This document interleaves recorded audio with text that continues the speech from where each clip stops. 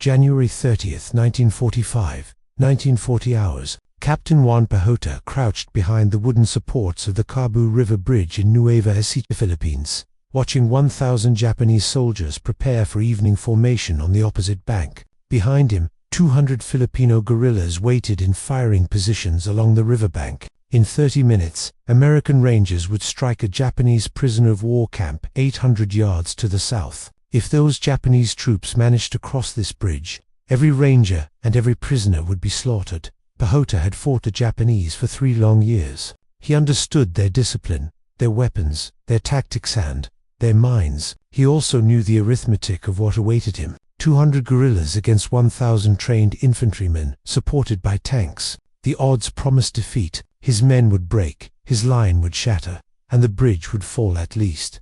That was what the numbers said, but Pajota had prepared for more than what numbers could measure. The bridge was wired with explosives, the riverbank shaped into a V-shaped ambush point, and 25 landmines lay buried across the approach. He had positioned machine guns to form interlocking fields of fire. Most of all, he commanded men who had watched their families starved, tortured, and executed under Japanese occupation. They would die before they allowed those soldiers to cross. What unfolded over the next 45 minutes would become one of the most one-sided defensive battles of the entire Pacific War. Pajota's force would destroy more than 400 Japanese soldiers, cripple tanks, repel flanking assaults, and hold the bridge long enough for the Rangers to complete their mission. The success of the entire operation would depend on a choice Pajota made 3 days earlier, a choice not based on firepower, but on understanding what his enemy could not see. The prisoners the first American captured at Cabanatuan was Sergeant James Belt, a supply clerk from the 31st Infantry Regiment, taken during the Bataan surrender.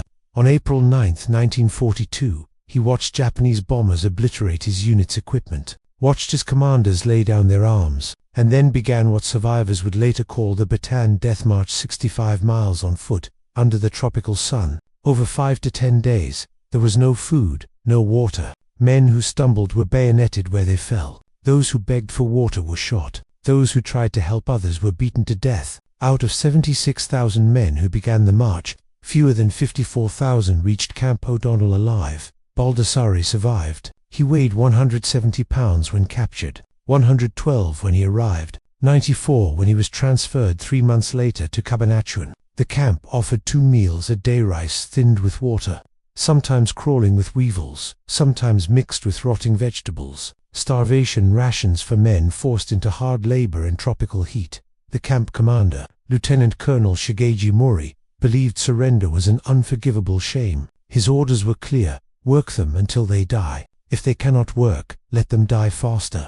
By the end of 1942, 2,642 Americans had perished in the camp. Most died of disease, dysentery, malaria, dengue fever infections that would have been treatable anywhere else but were fatal here because the Japanese denied all medical care. Baldassare watched men die beside him in their bunks, in the latrines, or collapsing during roll call. Each week, the burial details grew larger. Inside Cabanatuan, the camp consisted of 3 separate compounds. Camp 1 held the sick and disabled. Camp 2 housed stronger prisoners for labor. Camp 3 served as a transfer station. By 1944, only Camp 1 remained, its population thinned by death and forced relocation.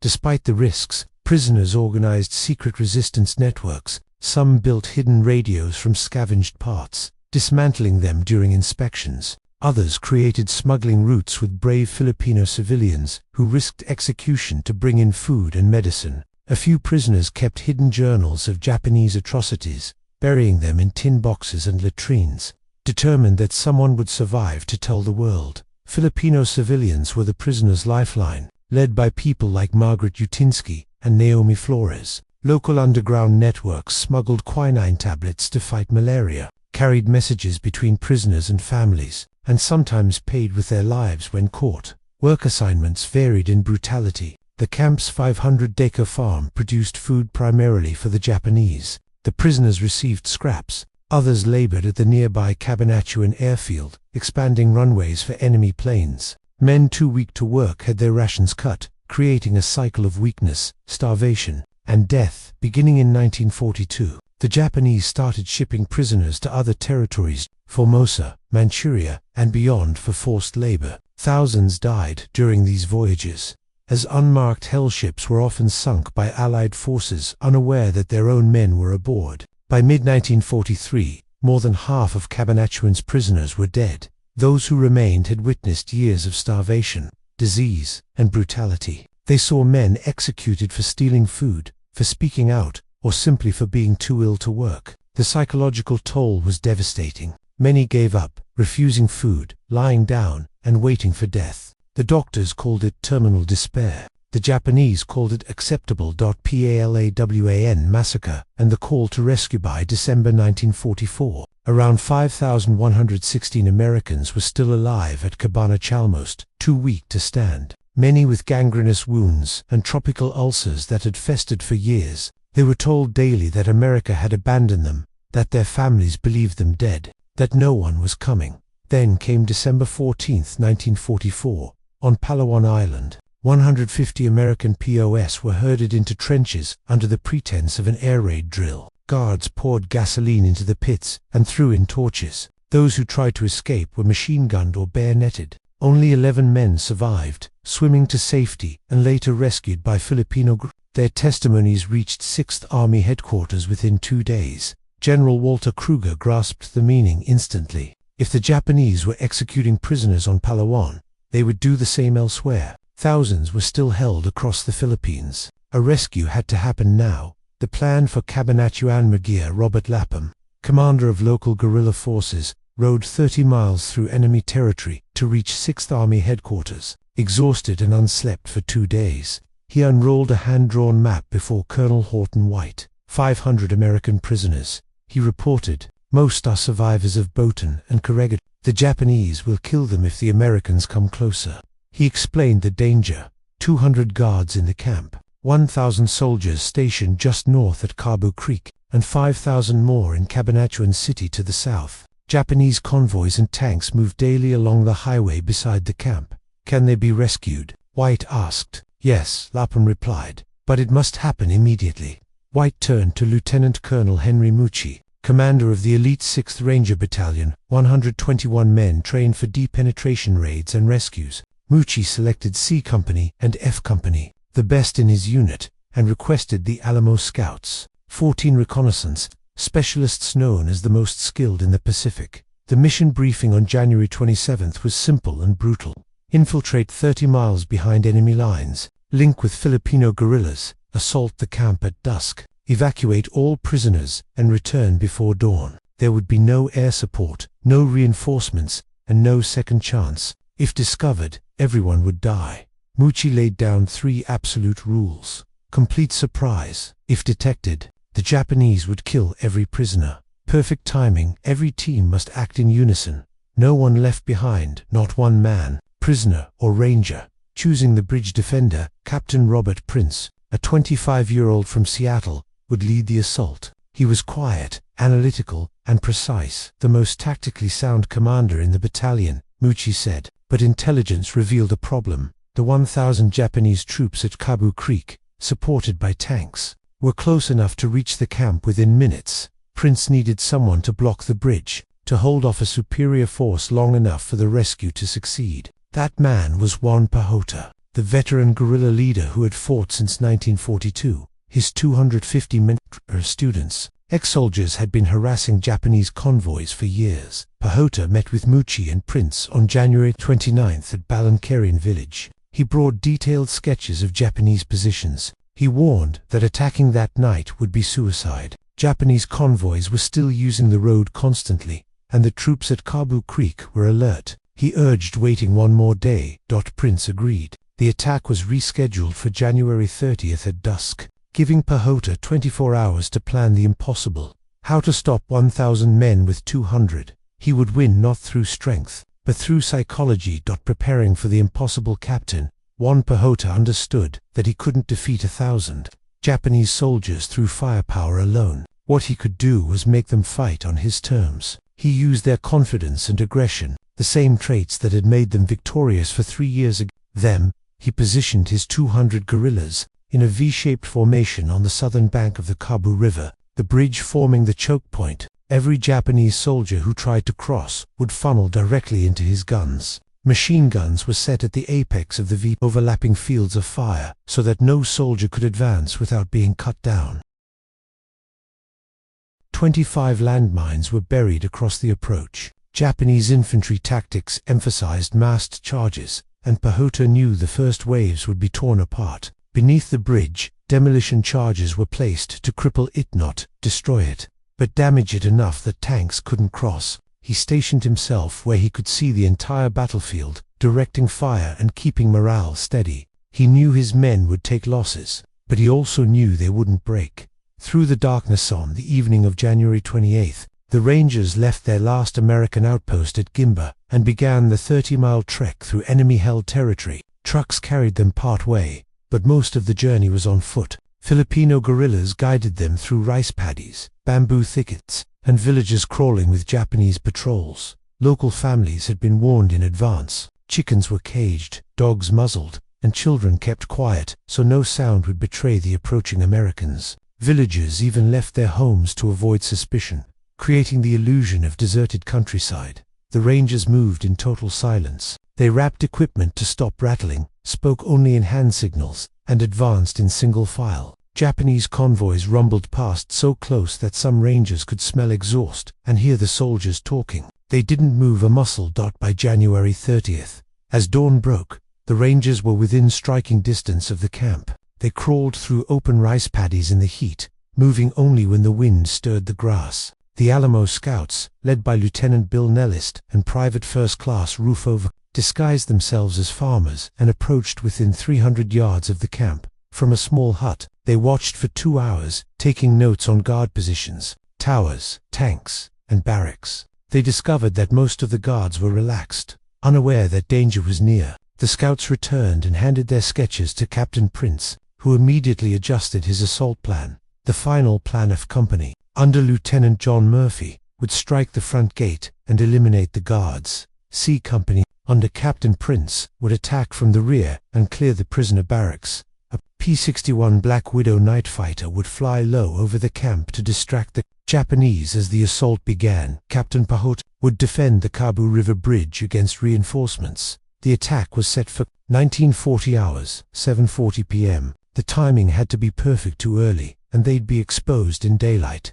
Too late, and the prisoners wouldn't reach safety before dawn. The calm before the storm. At 1800 hours, Pajota's men took their positions by the bridge. Across the river, the Japanese soldiers were finishing evening roll call. Pajota could hear the shouts of officers, the laughter of men, and the clatter of mess kits. They were preparing for dinner, unaware that their night was about to become hell. He checked his watch. 1910 hours 30 minutes until the Rangers attacked. His men were ready. The mines were armed, the machine guns loaded, and the demolition charges wired. Now they waited. At 1930 hours, the low hum of twin engines echoed from the south. The P-61 swooped overhead, its engines deliberately sputtering and backfiring. Japanese guards stopped what they were doing, staring upward, completely distracted. Then, at 1940 hours, the first gunshots cracked through the night. The battle begins. Captain Pajota heard the familiar roar of American weapons, the M1919 machine gun, the M1 Garand, the explosions of grenades. The Rangers had begun their assault on the camp. Across the river, chaos erupted in the Japanese bivouac. Officers shouted, trucks started, and hundreds of soldiers scrambled for weapons. They were moving toward the bridge. Pajota held his fire. His men had orders: wait until the enemy was fully committed to the crossing. At 1942 hours, about 50 Japanese soldiers charged onto the bridge. Pajota gave the signal. The riverbank exploded in gunfire. Machine guns tore into the massed soldiers. Rifles cracked in rapid succession. The bridge became a slaughter ground. Soldiers fell in heaps. Those behind tried to retreat, but more were pushing forward. The entire structure jammed with bodies. At 1944 hours, Pajota detonated the bridge charges. The explosion ripped a gaping hole through the middle of the span. A Japanese tank tried to cross anyway and plunged into the gap, blocking the entire bridge.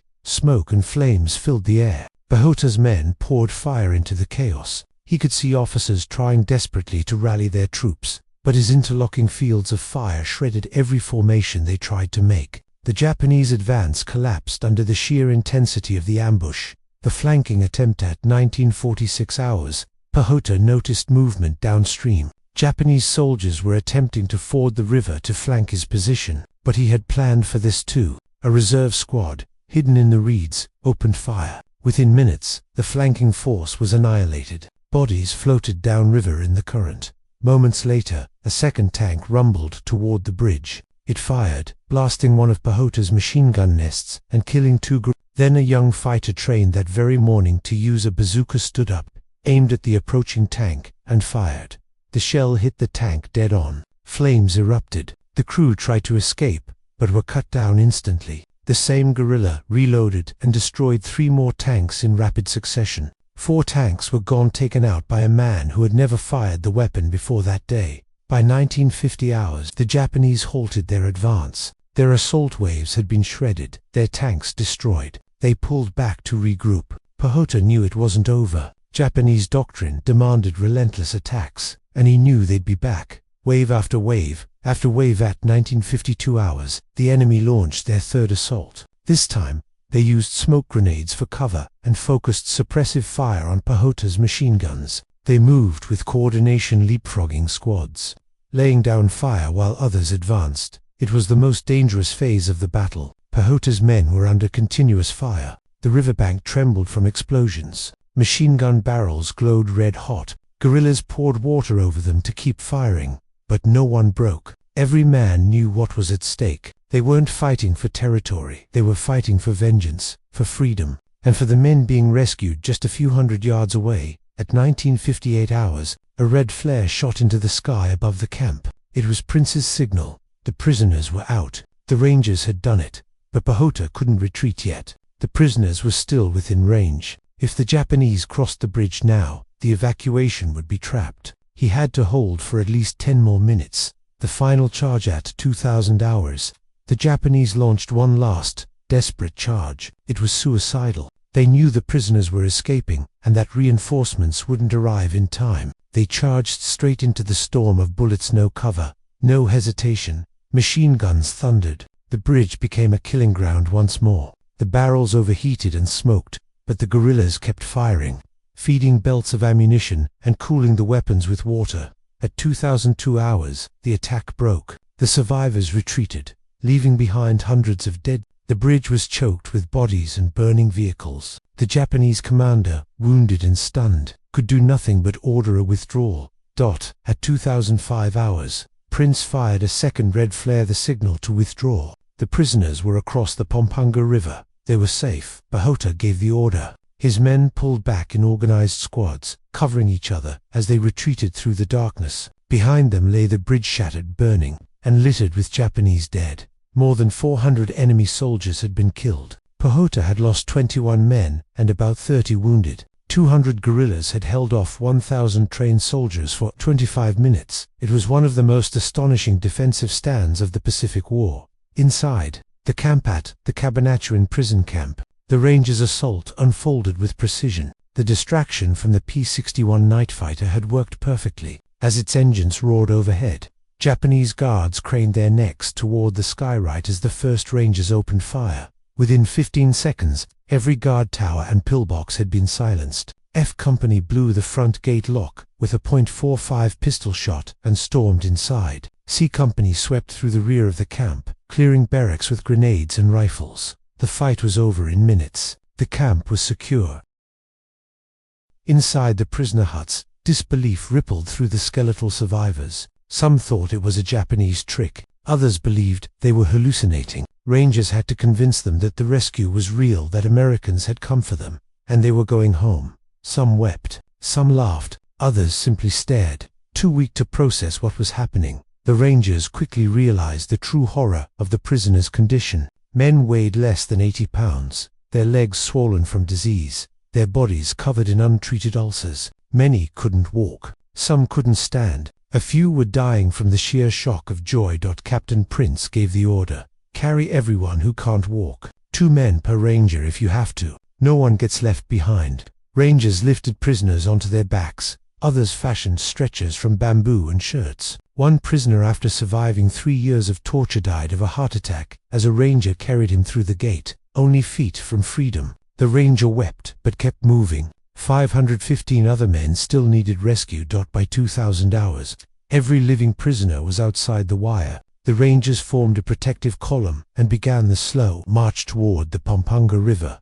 But the progress was painfully slow. Many prisoners collapsed every few yards. Japanese reinforcements were already moving from Cabanatuan City. Time was running out.